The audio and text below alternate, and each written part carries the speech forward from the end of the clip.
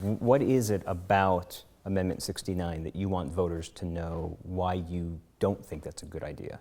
I just think that we've gone through so much turmoil trying to expand coverage and create an exchange, all the different elements that we've gone through to try and make our state healthier, that to throw all that out and start over, it just would be too disruptive and too expensive.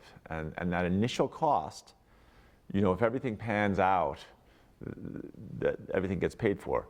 But there's so many unknowns, and I think we're seeing that even the best intended efforts around healthcare are very difficult to bring in. I mean, the cost for the last 30 years, and so it's not like this is the fault of Obamacare, but for the last 30 years, cost has been going up and up and up. I mean, double digits many years for your insurance. I mean, when I was in the restaurant business, I remember we had 7 straight years of our health insurance costs went up double digits. It's crazy, right? I mean, it really is just crazy. So at some point, we've got to figure out how to rein this in, but I don't think Amendment 69 is the way to do it.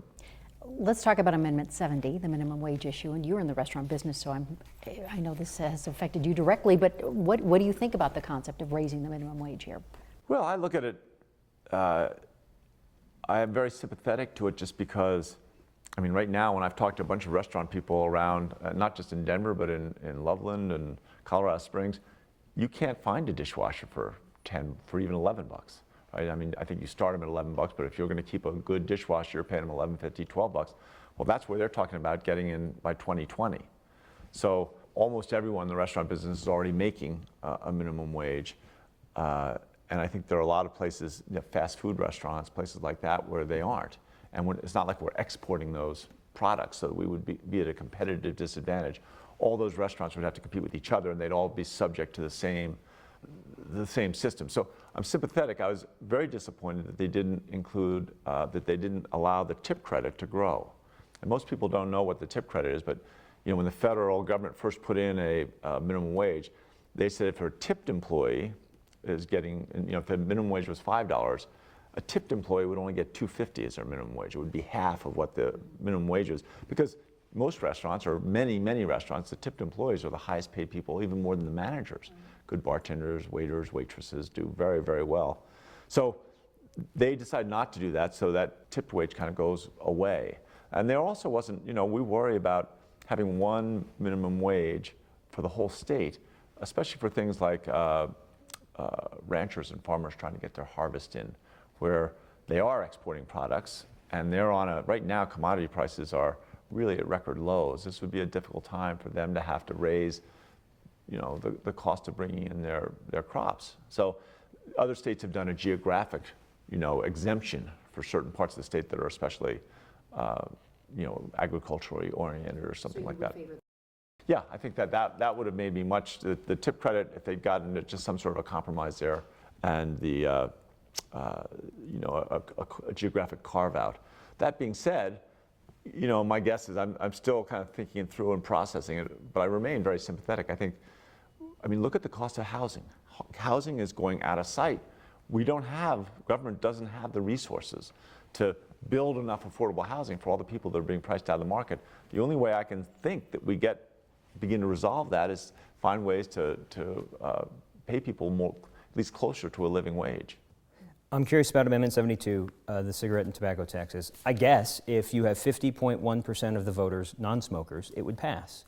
Because I can't imagine the smokers saying, yeah, I'll pay more for cigarette tobacco taxes. But it's 3 times, I want to say? Is that what? Yeah, it's almost 3 times, I think. Again, that's one that I'm sympathetic to. I mean, it's a big jump, as you say. But when I was in the restaurant business and I had all these young employees, many of whom were smokers, many of whom were trying to quit.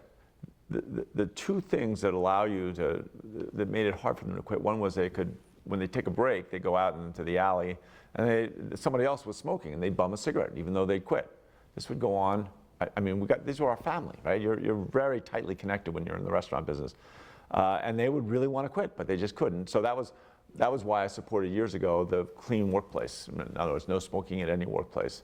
To help kids. But even more than that, the price allows people to quit and really compels them to quit smoking more than any other thing, more than education, more than showing them grisly photographs of your lungs after 30 years of smoking. It is the one thing that will save, thousands of lives. And I looked at they showed me a picture, when they came in and showed me a picture of all of our employees at the restaurant. They said, if we don't get smoking out of all the workplace, one of your 106 employees will die in the next 30 years of lung cancer. We can all but guarantee it. Which one is the one you're willing to live without? And it's a terrible way to put something like that. Well, the numbers are even larger. In other words, we'll get more people to quit by raising the tax like this. How are you feeling about the assisted suicide issue? It's a tough one. It is. So we've been studying on how it's worked in Oregon, and there don't seem to have been examples of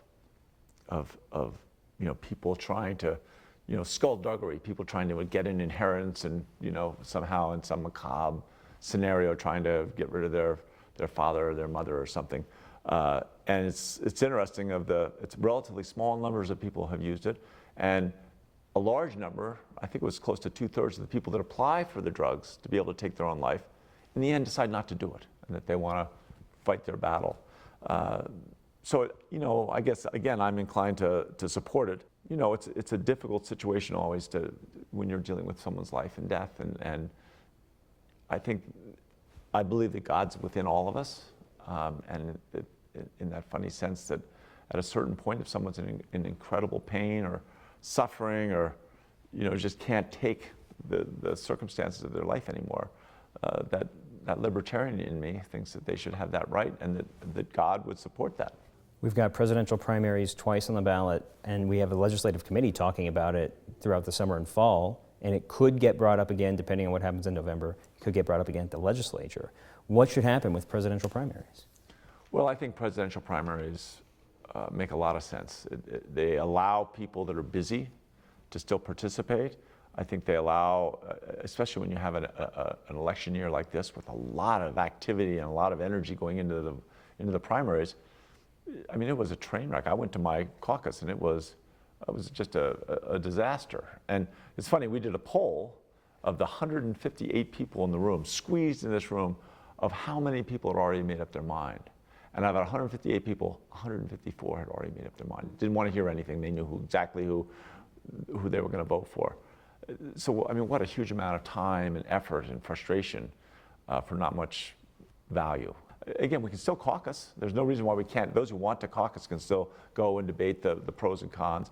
And I think in terms of the open primaries, of allowing non-affiliated voters, independents, to participate, they're paying taxes, right? And their taxes are paying for this primary, and now it's over a third of the, and we're disenfranchising their taxes. They're not allowed to participate in something that they're paying for. So should they request one ballot from one side or the other, or should they be trusted? Here's everybody from both sides. You can only vote for one, or it's not going to count. I think that, as I understand, they're going to get a ballot that would have the Republicans on one side, the Democrats on the other. If you fill in both sides, your vote's invalidated. So you either pick one side or the other. And I think voters are pretty smart. There might be some, we might lose 3 or 4% or 5%, but I think we'll more than make up for that with all the people that are going to come in who haven't been voting, who will vote. Let's switch to fracking now. We know the two issues didn't make it onto the ballot, but it's still a huge issue here in our state. So what needs to be addressed with the fracking issue? What would you like to see accomplished? Well, this is an ongoing journey, right? And we've been working on this since the first day I came into office, of how do you balance? I mean, technology and horizontal drilling has brought oil and gas activity much closer to places where we never thought it would be, much closer to communities or schools.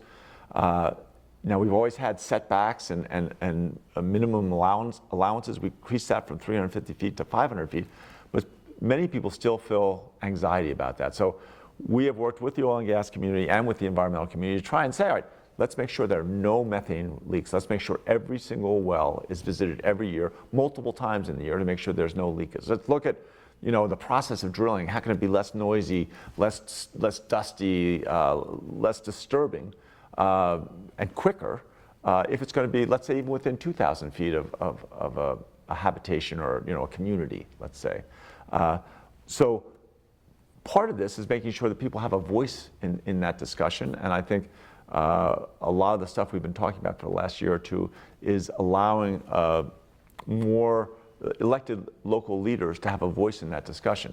Now, I don't believe that that means we can have them ban fracking, which essentially says you're not going to have any oil and gas exploration. Because in essence, I mean, that's a protected right in our Constitution. Someone's mineral leases are their private property. And this isn't Russia or China. We don't just take away someone's private property for no reason. Now, if we want to do that, we can go through eminent domain and say, all right, we think these mineral leases are too close to a residential area. We can go through an appraisal process in the local community, and maybe the state's a partner, but we buy them out of that lease. And I think that makes all the sense in the world if we really want to make sure that in certain places we don't have oil and gas activity. But otherwise, I have a real difficulty with that private property issue. I was just reading a Politico article that suggested the really big Greens are against you because of your fracking stance left and right as a potential candidate for Interior Secretary. Are you loosening or tightening your stance one way or the other to be more appealing across the board? No, I think the bottom line is that, I mean, any ambition I may have had to be Secretary of the Interior, I think is almost minute, because I'm not going to back away. It's private property. Our country is based on freedom, on liberty, and on the rule by law, that we have a system by which people acquire property, they work hard, they save enough, they buy a house or they make an investment. And government can't just come in, and even local government just can't come in and say, we're sorry, some people don't want that activity that you're doing. And it's very different than zoning, right? This is in the Constitution that these mineral leases are part of their private property. Do you still have an aspiration? When the vice presidential talk came up, you said you love the job that you have now, but of course you'd listen. Does that still apply for any cabinet position? Oh, sure. But as I just demonstrated, I'm not going to compromise what I think is in the best interest of the state. And I think if you go down the list of the places where I've done that, it makes me pretty much unselectable. Is that like unelectable? Unselectable, which is fine. I got 2.5 years left to be in the most beautiful state, and we're doing stuff around workforce training and making the state healthier, and looking at all we're doing with the open space and the bicycle trails. I mean, this is an exciting time to be in Colorado. You'd have to pry me out here with a crowbar. We've talked a lot this week about Mrs. Clinton and her bout with pneumonia now, which I think raises a question for a lot of people, for people in political office. How do you balance your health, your family, your workload? I mean, I think we ask this a lot of female candidates, but not necessarily of male candidates. No, so how do you do that? It is a real issue, and one that, the first 8 years or 10 years I was in office, just didn't pay attention to whatever it was. If it was 14 hours or 16 hours days, or there was a long week where I had 5 14-hour days in a row, we just did it. And I'm not the same person I was 14 years ago when I first got elected. So we try to schedule consciously. Like today, I have events up until 10 o'clock, but I didn't leave the house until 8:45. So I got an extra hour's sleep. I kind of relaxed. I did some paperwork.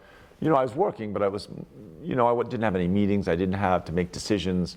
I was really just kind of thinking. And I think you do have to balance that time, because otherwise your schedulers will, they'll drive you like a runaway train. They'll just keep careening down that road until they've gotten, because of course their positive feedback comes all the time from all these people saying, I want to meet him, I want to meet him. And their positive feedback, thank you so much, thank you. Whereas, I never get to hear about it until it's too late. So I'm trying to increase my deep appreciation of my scheduler, she is a genius. She is brilliant. I give her tremendous credit. How do you fit parenting in there as well? Parenting's got to be part and parcel. So on weekends now, we're trying to make sure I don't do more than 3 or 4 events. And we schedule them. My son Teddy's playing baseball. He just entered high school. And he's playing in the fall ball, they call it. Well, I want to make sure I don't miss all his games. Last fall, he was on the soccer team, and I only got to see 3 soccer games. That's not fair. Those are weekends, right? I should be able to be a bigger part of my son's sporting life. Now, I still get to see him a lot of time, and we went out for dinner to the Cherry Cricket last night for dinner, had a pretty nice meal with, he had a little cricket burger, I had a big cricket burger. But it's part of the balance. You have to build it in there because your family is part of what allows you to do the long hours. You got a raw deal if you're at work till 10. We're at work till after 10, and we didn't get until 11 or noon, so you missed out on a couple extra hours sleep. One more question about health and as it relates to elected office. What's fair game for a voter to know about your health? This country has always been adamant that someone's health, no matter what their job, no matter what their role in life, is their private property. And protected people from being discriminated against for whatever reason having to do with health. Now, I've always been pretty open about things, but I don't go out and talk about, if I've got a bad knee or when I had my hip operation, I didn't go out and talk about it ahead of time. Now, unfortunately, we had a major flood 3 days after I had my hip operation, so I was out there on crutches, bouncing in and out of helicopters. But generally speaking, I think the right of people to keep their own information private is sacred. Now, if you have a condition that affects, that you think long-term might affect your ability to govern, I think most people would reveal that. I don't think pneumonia is in any way a long-term, something that debilitates Secretary Clinton from being a great president. Let's talk about the presidential race, because I think that there's so much happening in this race that is so unique in that there's a lot of name calling, there's a lot of disenfranchised voters out there. What is it that people in the political world need to do now to bring voters back into the fold, to feel like they're being heard? Because that's what I think we all hear from voters, is that their opinions fall on deaf ears. Well, in a democracy, there's always a large number of people that feel that way, because even if these days, especially the way people get their media, their information in so many different ways, most people have 1 or 2 or 3 key issues that they really care about. And oftentimes, the same elected official is not going to agree with them on both ways. They'll, if they're lucky, get 2 out of the 3 that an elected official agrees with. So they're always going to be in conflict with somebody. So the trick is to go out and do town hall meetings and listen as hard as you can, but continue telling people, you're learning about every single vote I make. You're now learning about every email I send, everything that goes in and out. And there's just by necessity going to be things that I'm going to do that are going to disappoint you. But I think the responsibility is to go out there. I think that's part of why Hillary Clinton is working so hard, and she's going out there and trying to visit all these folks. And Michael Bennet, if you look, somebody, I haven't seen it, but I'll bet he's done 100 town hall meetings in the last few years. I mean, every time I've been in Craig or Julesburg or Lamar, within a few months it's been, oh yeah, Senator Bennet was here. He listened real well. But it is a key part. People want to be heard. People feel that that no one cares about them. Except that I think you're talking about people who have been in politics for a long time, and I think that that's what people are fighting, not necessarily those two, but just the status quo. Those who have been in the political system for a long time and just feel like it's more of the same. Well, they feel the system hasn't worked for them. And I mean, we're going through a period now, if you look at it, with all the technology and imaging and data mining, we haven't seen this level of job loss and workforce disruption probably since we electrified factories, right? When in the old days they had to have a factory out on the old mill stream, and then right after World War I, they had electricity in a grid that was sufficient that they could electrify factories in cities. So suddenly in 1920, 21, 22, we started manufacturing things at amazing scale, dramatically reducing costs and eliminating not just thousands of jobs, but thousands of careers. And so suddenly, literally almost overnight, but it was over a period of 8 or 10 years, we saw all these people who've been left behind. And if you think about it, that's what we're seeing today. Back then we had anarchists, we had violent labor movements and upheavals, then we had a 10-year depression, and that depression wasn't caused by government. Everyone thinks, well, the government did such a terrible job. What it was we were concentrating wealth, tremendous concentration of wealth because of the people that own those factories. Even in the Depression, they continued to make more money than they ever dreamed. Whereas all the people that lost their jobs, they were having to get by on almost nothing. I think we're seeing that now. Think about things like bank tellers and people that used to take your luggage when you went to the airport, or all these different professions that are being it's not just outsourced to other countries, it's technology. Look, if driverless cars come on the scene like they're saying in the next few years, think about how many people, it's not just truck drivers, but how many men and women make their living by in some way driving vehicles. And we've got to do a better job of retraining people rapidly for the new jobs that are emerging. And it's going to take a lot of effort from everybody. This isn't any fun. It's not, I understand why people feel so bitter and they feel abandoned in some way, but this is a problem that's not the fault of any one politician or any party or any group. It's going to have to be a countrywide effort to solve this. Let's shift back to some state issues and the RTD A-Line. You were the keynote speaker at a P3 conference, Public-Private Partnership Conference this year, touting P3s. With the A-Line being a P3, what does it say when we have a system like that is less than ideal than what we want right now with some of the failures it's had,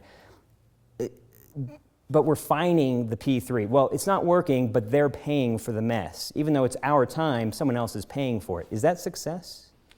It's not success, but it's accountability, right? And nobody wants something to go wrong, right? And trust me, I opened enough restaurants that, some of them, when you open them, they didn't do very well. And you had to rethink how the layout is, what the menu is, how you're going to go about attracting customers to your restaurant. And you end up wasting time, wasting money. It is no fun. And I think that the line has had all kinds of reliability issues. They need to fix it, right? And if they fix it, we're still going to be a little bit unhappy that it took so long and that we wasted our time. But that's life. Things aren't perfect. If government had done it by itself, I can guarantee you that's no guarantee of higher reliability.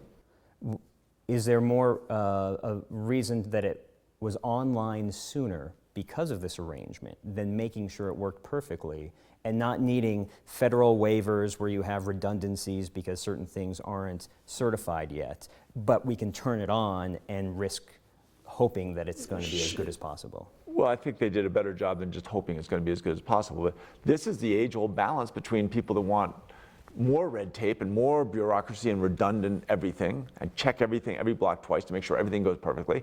And those that say, my God, that costs so much. And why can't we find a more efficient, streamlined way to get things built and opened? So here they were trying to be more efficient and it didn't work so well. Well, they've got to go figure out what went wrong, and the next time they do it, they bet we should hold them accountable to make sure that this doesn't happen a second time. But this also has national and I suppose international ramifications too when you're talking about an image issue of this A-Line having issues. 16th Street Mall, for example, a video that has gone national and international. How do you deal with that image issue for our state when we rely so heavily on tourism? Well, I think our brand and our identity is in many ways never been stronger, right? In other words, Colorado, when you look at the studies, there's a couple different studies, like our tourism agency does one, what they call the Longwood study, and people have a very positive feeling about Colorado. And young people, for the last 9 or 10 years, we've either been first or second in terms of a destination for millennials, for young people. That's the real reason why we legalized marijuana, if you want to be very candid, is we had so many young people here and they think it's no different than whiskey. So we get good and bad with that. But I think any brand is fragile. And we have to recognize when things like this happen, we need to fix them. And we need to make sure that as they're fixed, we find a way to tell the world about it, to make it newsworthy in some way, that we demonstrate that the 16th Street Mall is completely safe and elegant, and that you can take the train in from the airport and know you're going to arrive on time. And we'll fix it. I guarantee you we'll fix it. Mayor Hancock's not going to let that let that train line continue to run ineffectively. Have things stumbled along the way from what you had in place with homelessness as mayor? Things that you had in place, homelessness and 16th Street Mall solutions, has that fallen away? Well, we went through the worst recession of, since the Great Depression, right? In almost 100 years. And obviously that knocked everything for a loop. And I think we've got to rebuild our commitment and rebuild our efforts. Again, one of the problems that has exacerbated this, it kind of made it even worse, is that in those 8 years since the Great Recession, we continue to see a diminishing middle class. We've continued to lose these middle class jobs. So there are more and more people that are having a hard time finding housing that they can afford.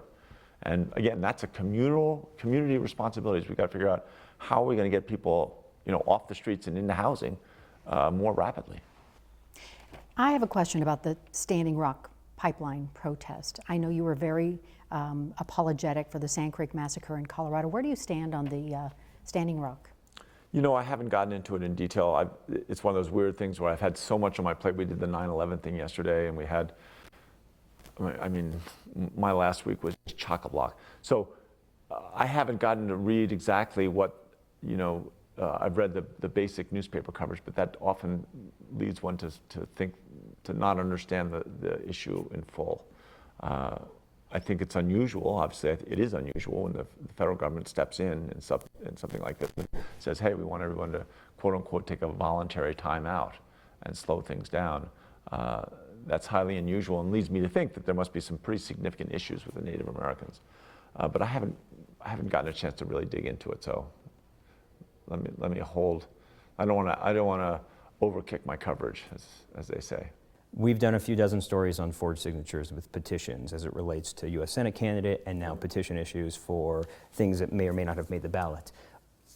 What should the legislature do next year, if anything, to make it seem more likely that I'm voting on something that legitimately should have made the ballot without someone else just sitting in a Starbucks signing someone else's name? Well, I think that we're getting pretty good at catching this, and I think that we will, through technology, get even better at it. And maybe one thing that was suggested to me last week, if there's a forged signature on one of these things, and you can demonstrate it's forged, and a pattern of signatures, so not just one person, but that there's multiple forged signatures there, that you take 5 signatures off for every forged signature that's on the petition. That you really incentivize those people collecting signatures to, do it the right way. I'm not sure that's the solution, but that's, one suggestion. There's got to be some sort of consequence, or people are just going to keep doing it and hope they get away with it. Well, should the state be verifying it like Denver County does? We verify pretty closely. Again, they go, the Secretary of State, that's how we found all these, right? Not exactly. For the most recent ones, they were caught as suspicious, but the Secretary of State still does not have the power to look at that signature and then go to the database and look at the actual signature and say, hey, these don't look alike, or they do. That's missing right now. Right. Well, that's an obvious solution. I have no problem with that. Let's talk about the legislature, the session coming up. If Democrats win the House and the Senate, what would you like to see go through that has been blocked to this point? Well, to me, it seems like every week the congestion and traffic is worse, and these things take long lead time. So I would really push to get the hospital provider fee passed, get that money that's right now counting against the Tabor cap, classified as a fee, which I think everyone, even John Suthers, the former Attorney General, even the President Attorney General agrees should be a fee. So once we do that, then we need to really roll up our sleeves and figure out how do we take, as revenues come in, how do we do a prioritization of what transportation infrastructure do we need first? But my guess, if it was up to me, we'd get $250 million a year for the next 20 years, and we'd really address I-25 north and south. It's a mess, right? You get up near Fort Collins, it is a train wreck every day. And Colorado Springs, even though they spent more money on it, they're not much better. And again, I think that, talk about the state's brand, traffic congestion is, there are 2 bad things about traffic jams. One is you're frustrated and you get to work and you're not in a good place. You've wasted your time. So that's 2 things, I guess. But the third thing is your car's sitting there idling and spewing pollution out into the air. For the life of me, I could not figure out why the Republicans were against the hospital provider fee so incessantly. They said, well, you got to get it out of the health care funding. Well, who's going to make the decisions of who we're going to kick off of health care, right? And that's a decision they don't want, and they just try to say we should do it. You know, let's get some transportation infrastructure built and not fight over who's going to get kicked off of health care. Is that appropriate to have the hospital provider fee if you had both chambers without bipartisan support? Is it appropriate to have something that clearly was not going to happen with a split chamber suddenly go through because the Democrats have... Well, we had in both chambers bipartisan support for the hospital provider fee. We had it last year. They were ready to vote on it. We could not get the leadership in the Senate to let it out of committee. So that's two different things, but I don't disagree. I will say some things become such a block, such an obstacle that one party, and it could be Democrats or Republicans, will sit there and they'll make no matter what happens, they're going to fight it, and they'll lock down their whole party.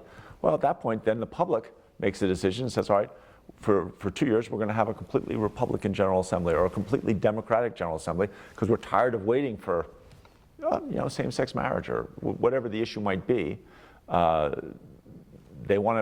People get frustrated and say, all right, we want this, and then all of a sudden you get a swing to both houses. That, to a certain extent, that's the people's will saying, we want to change.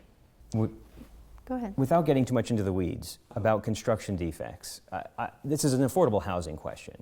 In Denver, a one-bedroom goes for 4 digits now, like 1,000 or more. Could something happen at the legislature? And I bring up construction defects because what I've heard from in these walls is that if there was some sort of legislation about construction defects, builders would be more inclined to build condos or homes instead of apartments, and that might balance out some of the...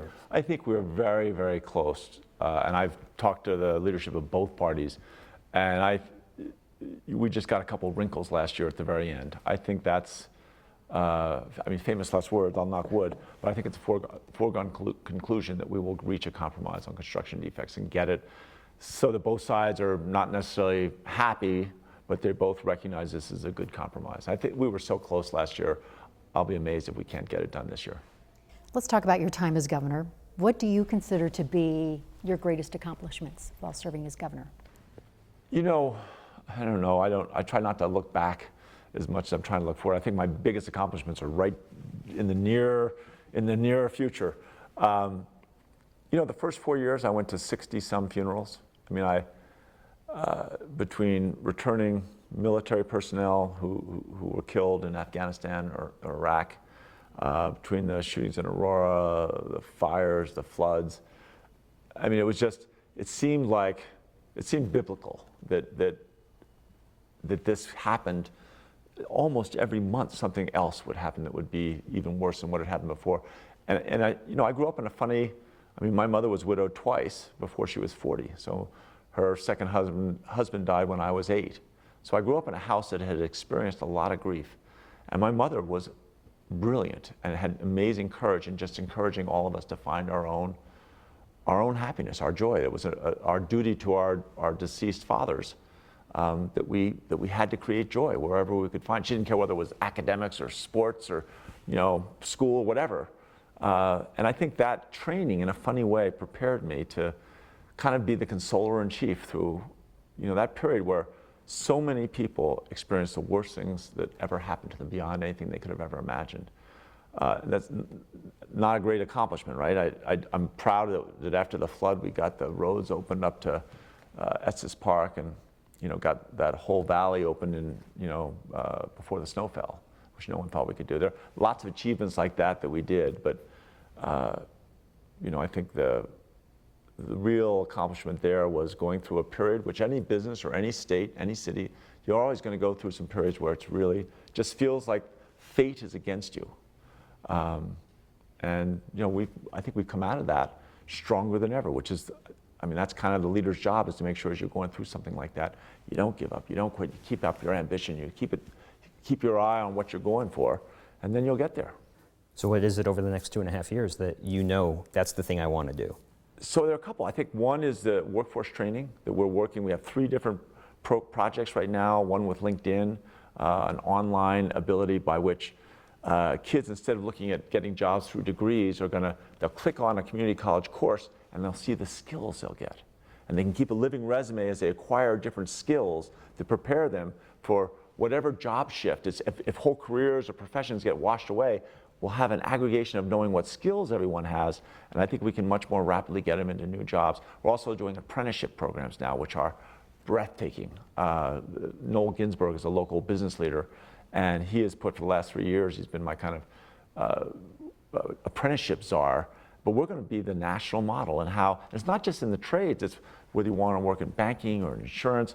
Kids, when they're going into their junior year in high school, will be able to go to work for 2 or 3 days and then go back to school or go to a community college and take a couple days of classes that are largely designed by the industry in which they're working. So if they're working in TV, they'll go and they'll learn about the engineering around TV or some of what they're learning in the school part of their week will directly apply to their job.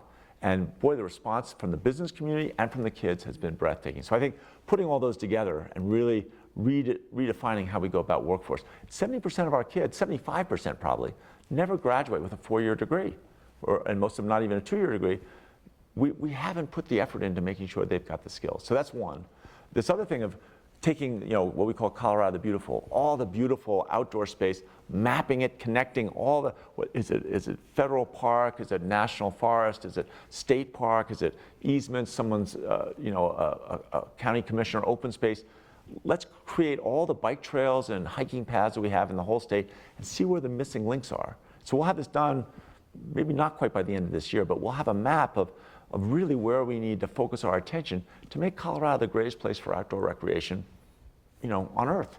And talk about your brand. If we can be the place where people want to come and be active and energetic, hopefully that'll convince some of our kids, which, many of them aren't as active. They're, doing this all day, doing the Pokemon bop.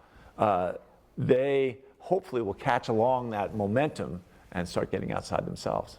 So once you walk out of here as Governor Hickenlooper and become former Governor Hickenlooper, what are your plans? What's next for you? Well, I'm going to take a month or two just to decompress. It's like if you've been, underwater at a depth for a long time, if you come up too fast, you get the bends. So I'm going to have to decompress slowly. I think I'll probably go back into business. I think that, my plan was to do 10 or 15 years into public service. I never thought I'd ever be the governor. But I think that it's hard to predict. When I was a geologist, when I first came to Colorado, I thought I'd be a geologist my whole life. Price of oil collapsed, ended up opening the restaurant. Oh my God, I was much better at the restaurant than I was a geologist. I did that for 15 years. And then all of a sudden I kind of got talked into running for mayor, wouldn't do any negative ads. Everyone told me I had no chance of winning. We won, 2-1. Turned out I was much better as an elected official than I was running restaurants. So I hope there's one more act out there, one more scene where I think it'll come out of, I won't even see it coming, and hopefully it'll be something I'll be even better at. The Pokemon bop. The Pokemon bop. Thanks, Governor. Thank you so much for your Good to see time. you We guys. appreciate it.